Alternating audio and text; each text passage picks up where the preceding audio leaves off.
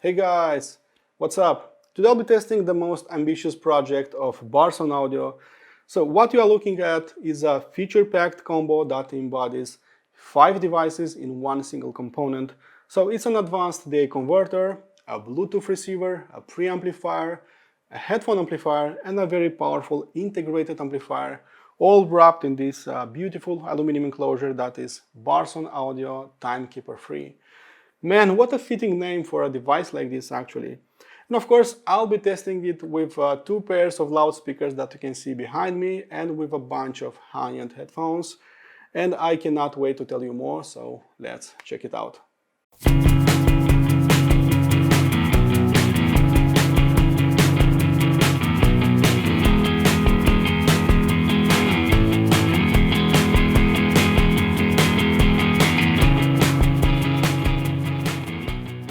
In terms of looks, this is the 3rd generation Timekeeper, but it's the first one that doesn't follow the same design language of its founding fathers. Burson dressed this one up with a much nicer cool case that tripled its surface area, seriously improving its heat dissipation. Naturally, the case was milled on a CNC machine, exposing its raw aluminum look that fits it like a glove. It has some decent-sized rubber feet underneath it, but since it always works in Class A, dissipating a lot more heat to traditional amplifiers, I recommend elevating it further for a better ventilation. If you want the absolute best solution at keeping it cool, nothing beats the Burson Cool Stand that you can buy separately. As for controls, you can spot a regular 1/4-inch headphone jack, a 3.5mm microphone input, a few buttons like on-off, input and output selector, settings, and flip the screen button. There is a monochrome OLED screen in the middle and a volume wheel to its right that offers exactly 99 steps, so there is no more guessing how much power is there left on tap. On its back you'll find 3 digital inputs as USB-C, optical, coaxial, and analog RCA input and another RCA output, plus a pair of speaker terminals. As for tech inside it, Burson squeezed a dual mono DAC inside, a fully discrete preamplifier, a Class A headphone amplifier, and of course an integrated amplifier into a small and lightweight chassis that weighs just 5 kilos. Its digital section is based on 2 ESS 9038 Q2M DAC chips, squeezing a higher dynamic range from this particular silicon. It uses plenty of oversized output transistors. I've counted 4 bigger ones and 6 smaller ones, all bolted to the aluminum enclosure for a better heat dissipation. It outputs some very serious power, more exactly 100 watts per channel into 4 or 8 ohms via its speaker terminals and 2 watts per channel on its regular headphone jack. Don't get upset seeing that external switching mode power supply, because that is only a very small portion of its power supply design. Most of it stays inside the unit, and Burson made what they are calling as max current power supplies that are raising the voltage frequency from 50 Hz to 170 kHz, pushing all the noise floor far beyond human hearing, and of course its low impedance ensures instant power on the spot for its output transistors. Okay everyone, it's time to hit some eardrums. First of all, those KEF reference-free loudspeakers that you see behind me, I'm having them for more than 6 months now, and I should apologize in advance that I didn't post that review yet. It's coming soon, please stay tuned for that. But until that happens, you should know that I've tried them with more than 10 amplifiers by now, integrated and power amplifiers. Some of them worked in Class D, Class A, Class AB, but the best ones were transistor-based Class A or Class AB amplifiers like this one. So after seeing it so small, so lightweight, and having such a small footprint, I just didn't know what to expect out of it. But after pressing play and feeling those bass notes like a machine gun, that chest-pounding impact, I just opened my eyes wider and just added a lot more music into my playlist. Although I really like the transparency and the detail retrieval and the quality of the bass of my benchmark AHB2 and Keychess S300 amplifiers, power amplifiers, This one right here, this Burson right here, it's certainly more impressive when it comes to quantity, when it comes to engagement factor, when it comes to bass slam, when it comes to just fun factor. So it was something else entirely.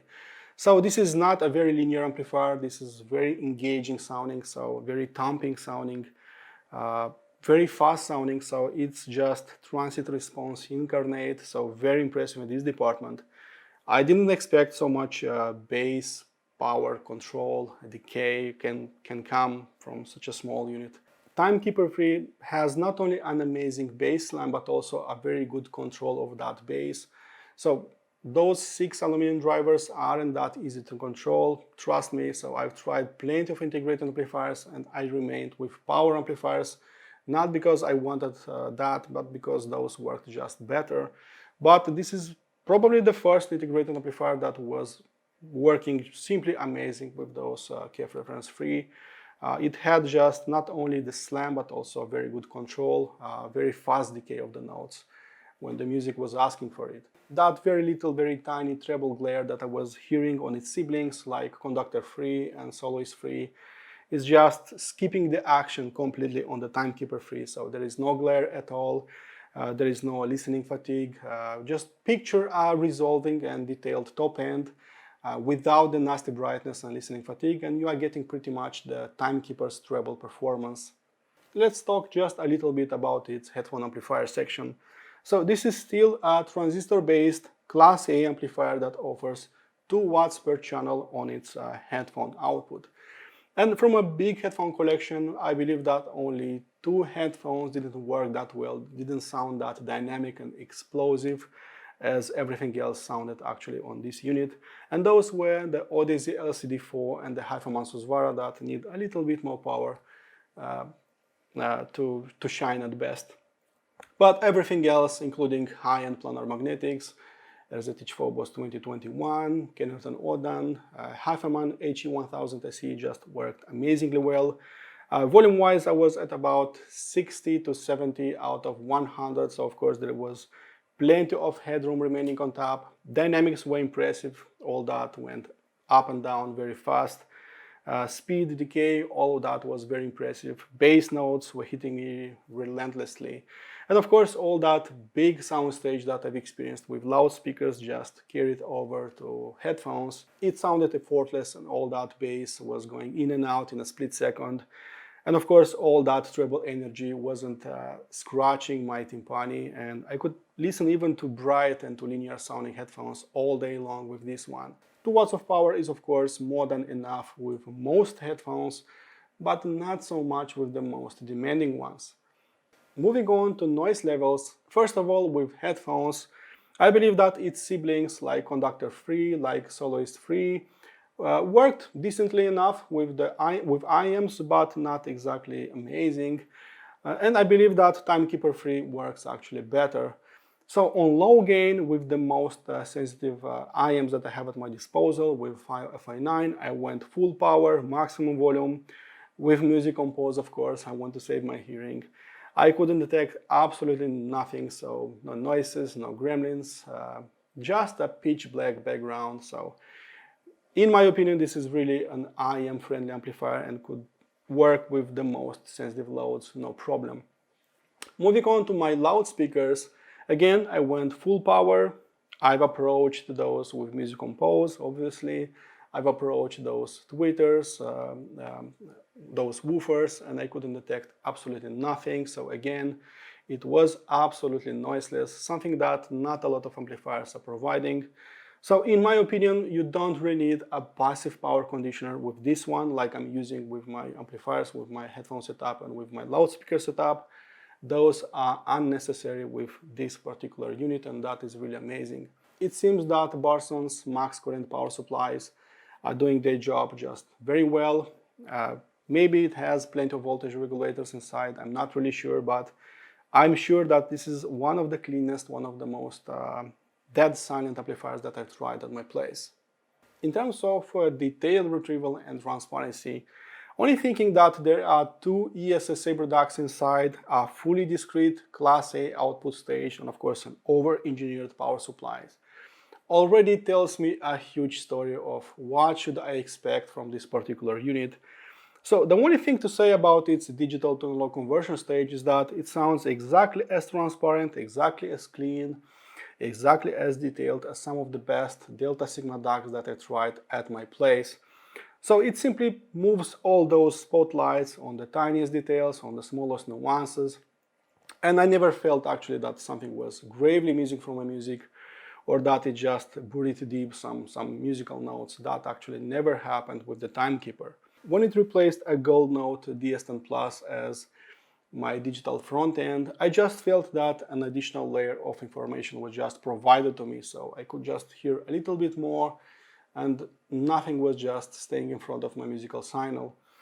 I'm not sure if that double ESS Sabre configuration or its over-engineered power supply is the main benefactor in here, but I'm pretty sure that Timekeeper 3 will always sound super clean, detailed, just showing all those tiny details, leading edges, inner details, call them as you want. It's a very clean, transparent sounding unit. What's more interesting is that those tiny details aren't really adding any kind of listening fatigue in the long run. So it was smoothing out those rough edges, and having so much texture and meat to the bone just transformed it into an effortless, full-bodied and engaging sounding creature. When it comes to body impact, when it comes to sheer bass slam, when it comes to hard punches in the chest, Timekeeper just always shouts from a mile away at me. Hold my beer and watch this. And there is no other way in saying it that out of all integrated amplifiers that I've tried, this is pretty much the hardest slamming, the most engaging one. Here I've said it. So a single benchmark HB2 won't outclass it in this department, but two units will. My daily driver Kitsch's S300 also wasn't as impactful, and that name Unity Atom wasn't as nimble, wasn't as fast sounding. And everything else, and I mean really every single integrated and power amplifier that passed through these hands, wasn't as engaging, wasn't as chest pounding, wasn't as mean sounding as Timekeeper was in my stereo setup. It was wreaking bad attitude from the first seconds of pressing play, and that mean character never went back, never transformed into something else, even after several weeks of constant burning. So we all know that power is pretty much nothing without control, but luckily it was tightly controlling those bass notes. It was never loose sounding, it was never all over the place when electronic music was started playing. And those bass notes were never lingering for a microsecond longer, so it was impressive not only when it comes to impact, but also when it comes to speed and decay of the notes. In terms of soundstage, in terms of depth, those natural sound NS17 bookshelf loudspeakers that you see behind me, the white ones, those can scale really well with a potent amplifier, but KEF reference free loudspeakers are something else entirely, just spreading their wings when you feed them lots of high quality type of power. And mind you that KEF reference free is a very picky type of loudspeaker. They are much pickier compared to Buchard S400. They need really lots of power and high quality type of power. By far the best amplifiers that could just portray a bigger soundstage size, that could add a little bit of meaning into my music, some depth information, were transistor-based Class A/AB amplifiers. And of course, Timekeeper 3 is part of that gang.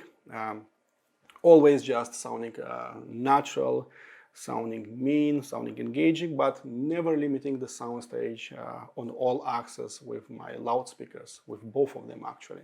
In all honesty, it increased the stage size and felt airier and bigger sounding, even compared to a benchmark HP4 preamplifier driving a benchmark HB2 power amplifier. And mind you, that is a $6,000 combo, and somehow Timekeeper was slightly bigger sounding in that regard. I'm not sure how Burson has done it with the Timekeeper 3, but it will easily just increase and decrease the stage size depending on the music that is being played. And I believe that Class D amplifiers, they can compete in terms of resolution, timing and decay, but they wouldn't hold a candle when it comes to naturalness and openness. As for the frequency response, there wasn't a single Burson device that wasn't that impressive in the low-end delivery, speed and decay. And really, Burson is really well known for offering some of the juiciest bass notes you could possibly desire, and Timekeeper 3 is pretty much the same. At first, it might appear as having an elevated bass performance, but that is not really the case. This is how a proper bass note should be born, should be maintained and decayed at the right time.